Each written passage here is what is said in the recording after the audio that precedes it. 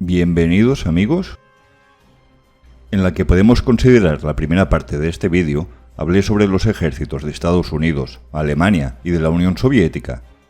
Hubo muchos comentarios pidiendo que hablara sobre los ejércitos británico y japonés. Así que es lo que vamos a ver en esta considerada segunda parte, centrándome, en este caso, tan solo en el ejército británico. En el próximo vídeo, una tercera parte, hablaré tan solo sobre el ejército japonés, principalmente porque para mí el desempeño del ejército japonés fue uno de los peores de todo el conflicto. Y como sé que esto no es compartido por muchos, en el próximo vídeo, dedicado únicamente a ellos, tendré más tiempo de explicarme lo mejor que pueda para exponer mi opinión personal sobre Japón. El sistema de valoración será el ya empleado con anterioridad, y de nuevo enfocándome principalmente en el ejército. Con el ejército británico yo haría tres distinciones. Primero, del ejército británico de inicios del conflicto, diferenciaría el ejército profesional que estuvo en Francia en 1940, o en el norte de África, del ejército británico destinado a lo largo y ancho del Imperio Británico, al que con vuestro permiso lo llamaré del ejército de ultramar, que a menudo eran más simples guarniciones que ejércitos en sí. El tercer ejército británico sería el de 1944-1945, equipado en una buena parte con material estadounidense. El ejército profesional británico de 1940 era un ejército pequeño, pero era un ejército decente, sólido, y para los padrones de 1940 estaba bien equipado, a rasgos generales. Sin embargo, del mismo modo que el francés, para entonces no era mejor que el ejército alemán, que destacaba a menudo en disponer de un armamento mejor y de una visión de la nueva guerra de movilidad, que sería determinante. En el norte de África, los británicos hicieron retroceder al ejército italiano, y muchos estaréis de acuerdo en que tampoco se trata de una hazaña, sobre todo porque la motivación de combatir de la mayoría de soldados italianos era bastante baja. Contra el Afrika Korps alemán principalmente aguantaron, que no es poco. Contra más avanzaban las tropas alemanas, más se debilitaban por su logística. Y en la segunda batalla del Alamein, los británicos se aseguraron de disponer de una superioridad numérica que les otorgase una ventaja, lo que a mí me parece completamente sensato y 100% válido. El teniente general de la Secretaría del Gabinete de Guerra, Ian Jacob, adjunto militar de Winston Churchill, y muy estimado por este, reportó en 1942, en el norte de África, y después de hablar con los altos oficiales británicos en el Cairo, que las tropas británicas tenían el espantoso hábito de que si descubrían que sus flancos eran comprometidos, o si descubrían que tenían al enemigo detrás de ellos, en la retaguardia, y tanto si esto ocurría en el norte de África, en Italia o en Birmania, su instinto era decir: estamos rodeados, todo ha terminado, vamos a rendirnos. A menudo, las tropas británicas se rendían a un enemigo inferior en número al sentir sus posiciones mínimamente comprometidas. De hecho, los manuales de entrenamiento británicos de 1943-1944 se centraron en corregir esta deficiencia. En las propias palabras del historiador Sir Max Hastings, británico, el ejército del Reino Unido no era muy bueno. Para mí, tampoco era un ejército muy bueno, era un ejército decente, sin más. Yo calificaría al ejército profesional británico con un rendimiento adecuado también dentro de sus propias posibilidades, claramente negativo en otros aspectos. También me gustaría aprovechar para mencionar a sus fieles escuderos, si se me permite la expresión. Los ejércitos australiano y neozelandés dieron un rendimiento bastante admirable.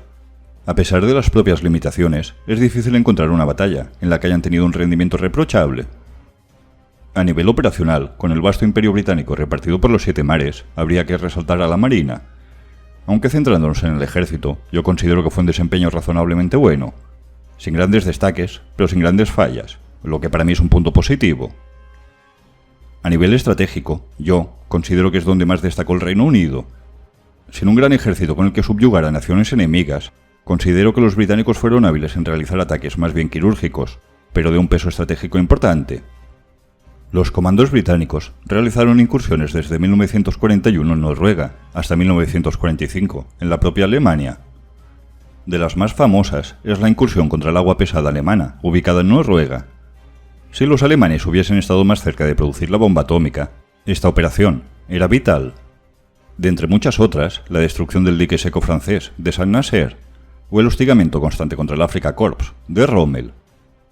Si nos alejamos del ejército, siempre se destaca la tecnología alemana, Pero hay que recordar lo determinantes que fueron el radar, el sonar, el servicio de inteligencia británico, o que ellos también disponían de un avión a reacción, entre otros.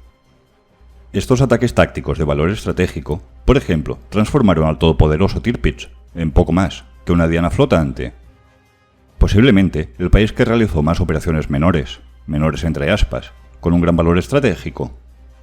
El desempeño estratégico propio del ejército británico me resulta difícil de valorar por sus propias limitaciones y por el desarrollo de los acontecimientos. Vamos a ver un ejemplo de la debilidad del ejército británico y que servirá para la siguiente parte, sobre Japón. La campaña sobre Malasia, dirigida por Yamashita, fue la más brillante de todas las realizadas por Japón. De hecho, para mí, fue la única destacable de todo el conflicto. Aunque aún y así, vamos a ver a qué rival se enfrentaron. El final de la campaña se centró en conquistar la importante ciudad de Singapur. Las tropas británicas que defendían el perímetro acumulaban una fuerza de 85.000 hombres. Frente a ellos había unos 36.000 soldados japoneses. Yamashita pudo disponer del doble de tropas, pero sabía que sería difícil, incluso, de alimentarlos. Esto último lo veremos en el próximo vídeo sobre Japón. Un ejército que no podía alimentar a sus tropas. Yamashita atacó el flanco británico. Cuando este se rompió, el resto de tropas británicas se retiraron en desbandada hacia la ciudad. No fue una retirada táctica, huyeron. Al final de la batalla, de los 85.000 británicos, 80.000 se rendirían sin más. A pesar del funesto final, esta campaña japonesa, en su totalidad, hay que destacarla por la brillantez de su comandante. Pero es un claro ejemplo de por qué el ejército japonés, que era realmente débil, obtuvo claras victorias sobre Manchuria, China, con británicos mal preparados, o en el caso de las Filipinas, con pocas tropas estadounidenses, también mal preparadas. El ejército japonés no era un ejército poderoso, ni mucho menos. Frente a rivales así fue que Japón se expandió hasta 1942. En este caso, un ejército en posiciones defensivas con más del doble de tropas que el rival acaba con la rendición de prácticamente todos los defensores. Repito que toda la campaña japonesa fue brillante. La única, para mí, que lo fue. Pero se enfrentaban a rivales peores que ellos. Mírate el resultado de esta.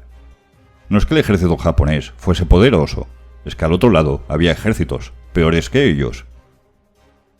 Como explicaré en el próximo vídeo, a partir de Guadalcanal, ahora contra un ejército preparado, el de Estados Unidos, Japón no logró ni una única victoria terrestre.